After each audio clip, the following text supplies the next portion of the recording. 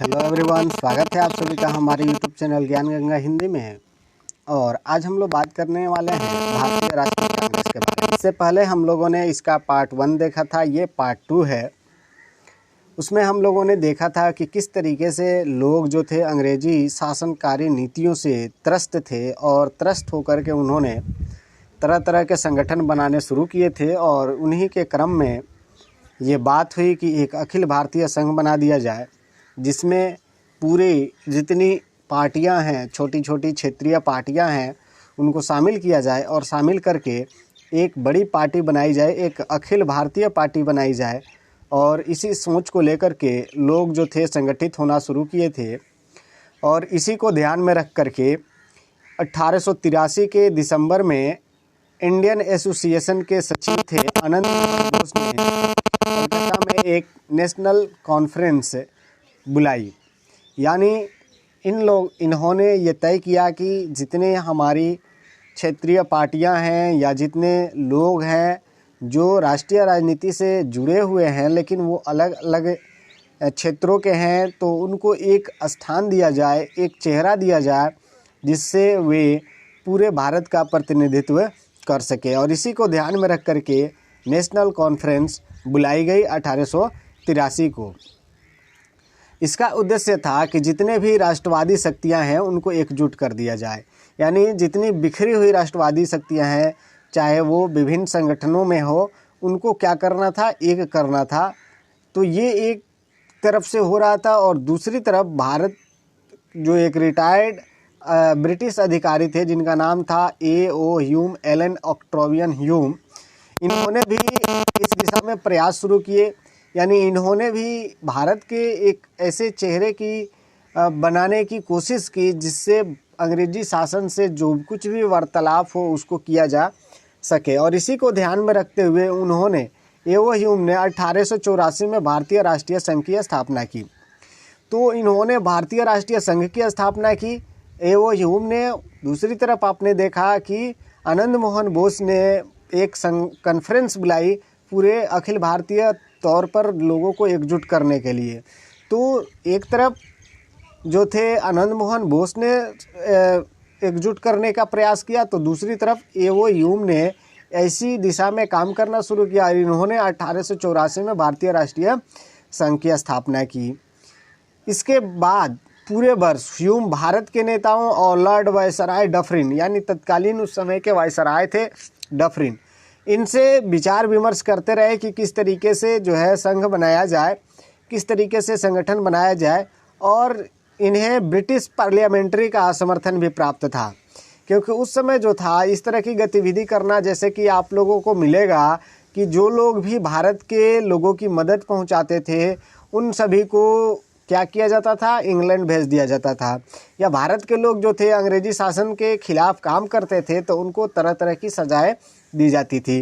तो A.O. Hume जो थे, जो ये काम कर रहे थे, उनको इसमें किसी तरह का डर नहीं था, क्योंकि इनको ब्रिटिश पार्लियामेंट्री कमेटी के समर्थन प्राप्त था। अंततः 25 दिसंबर 1885 को पूना में भारतीय संघ का बैठक प्रस्तावित हुआ। यानी प्रस्ताव रखा गया और ये तय हुआ कि 25 से लेकर के 28 दिसंबर के बीच पूना में जो है अखिल भारतीय राष्ट्रीय संघ की बैठक की जाएगी। यानी पूरे भारत स्तर पर लोगों को एकजुट करने के लिए ये बैठक की जाएगी। लेकिन दुर्भाग्यवश पूना में उस समय प्लेग फैल गया और ये स्थान परिवर्तित करके गोकुलदास तेजपाल संस्कृत कॉलेज बम्बई में सोमवार 28 दिसंबर 1885 को हुआ। और यहीं इसका नाम बदलकर, यानी भारतीय राष्ट्रीय संघ का नाम बदल करके अखिल भारतीय राष्ट्रीय कांग्रेस कर दिया गया। तो यहाँ आप देख सकते हैं कि ये रखा गया कि 25 से 28 दिसंबर के बीच में हम जो है एक बैठक प्रस्तावित करेंगे। लेकिन उस समय हुआ ये कि पुणे में प्लेग फैल गया। प्लेग जो थी उस समय की बहुत बड़ी बीमारी थी, जिससे होता ये था कि गांव के गांव जो थे वो इसकी चपेट में आ जाते थे।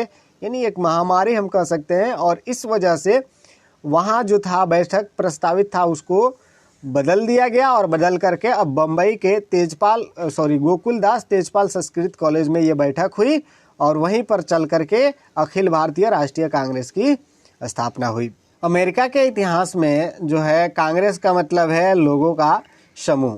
तो ये कांग्रेस का मतलब हुआ लोगों का समूह, तो ये लोगों के समूह थे, इसमें विभिन्न संघ के लोग शामिल किए गए थे, इसलिए इसको भारतीय राष्ट्रीय कांग्रेस कहा गया। अब इसकी पहली जो अध्यक्षता थी उसकी अध्यक्षता की गई WC बनर्जी के द्वारा, यानी व्योमेश चंद्र बनर्जी के द्वारा, और इसमें कुल 72 सदस्य शामिल हुए।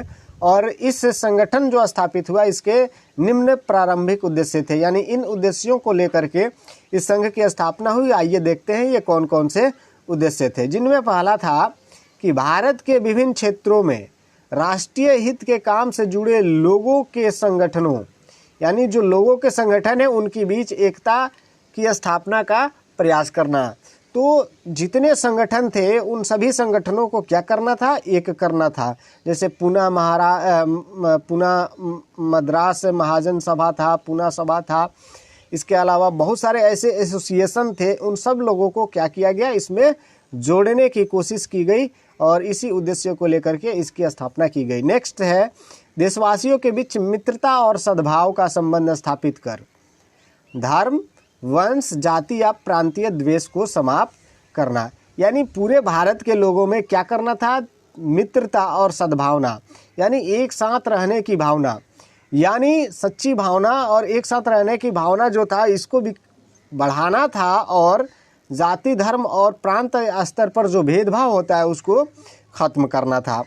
नेक्स्ट था राष्ट्रीय एकता के विकास एवं सुदृढ़ीकरण के लिए हर संभव प्रयास करना, यानी वो हर काम करना जिससे देश का विकास हो और देश जो है और ज़्यादा उन्नति करे, इसके लिए प्रयास करना इसका तीसरा महत्वपूर्ण उद्देश्य था। चौथा है कि आवश्यक विषयों पर भारत के प्रमुख नागरिकों के बीच चर्चा करना और उनके संबंध में प्रमाणों का लेखा तैयार करना, यानी अगर कोई विषय है, कोई ज़रूरियात विषय है तो उन पर क्या करना कि नागरिकों के बीच चर्चा करना और उनसे संबंधित प्रमाण जो है उसका लेखा तैयार करना, यानी नागरिकों के द्वारा जो कुछ भी रिप्लाई आता है, जो कुछ भी उनके मंतव्य आते हैं उनका लेखा जोखा तैयार करना, यानी उनके दस्तावेज तैयार करना, इसका एक प्रमुख उद्देश्य था। और अंतिम है प्रार्थना पत्रों और स्मार पत्रों द्वारा वायसराय एवं उनकी काउंसिल में सुधार हेतु प्रयास करना। प्रार्थना पत्र यानी आवेदन, ठीक है, आवेदन, और स्मार पत्र यानी याद दिलाना, यानी प्रार्थना और याचना के द्वारा जो था वायसराय से मांग करना कि वो अपनी काउंसिल में सुधार करे और जिससे कि भारत की जो नीतियां हैं, जो शोषणकारी नीतियां हैं उनको ख़त्म किया जाए और भारत के लोगों को शासन में ज़्यादा से ज़्यादा भागीदार बनाया जाए, ये इसका अंतिम उद्देश्य था।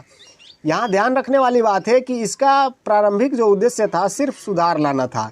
ये शुरू में जो थी अंग्रेजी शासन का खुल करके विरोध नहीं करती थी, ये केवल सुधार के लिए लाई गई थी, क्योंकि आपको मालूम है कि इसकी स्थापना ए.ओ. ह्यूम ने की थी और उन्होंने अगर इसके उद्देश्य में रखा होगा कि स्वशासन, तो निश्चित तौर पर उनको जो है इंग्लैंड चला जाना पड़ता। तो इसलिए इसका उद्देश्य जो था शुरू में सिर्फ सुधार लाना था। लेकिन 1905 में जिस तरीके से आपने देखा, 19वीं शताब्दी में जिस तरीके से उग्रवादी विचारधाराएं बढ़ रही थी, उस वजह से कांग्रेस पार्टी में विरोध के स्वर फूटने लगे और 1907 में फूट भी पैदा हुई। और इस तरीके से जैसे अब ये कैसे हुआ फूट, तो जब लॉर्ड कर्जन के द्वारा बंगाल का विभाजन किया गया, लॉर्ड कर्जन ने कहा कि सांप्रदायिकता के आधार पर जो है ये विभाजन किया गया, लेकिन लॉर्ड कर्जन के द्वारा कहा गया कि देश में शांति व्यवस्था बनाए रखने के लिए ये सही है।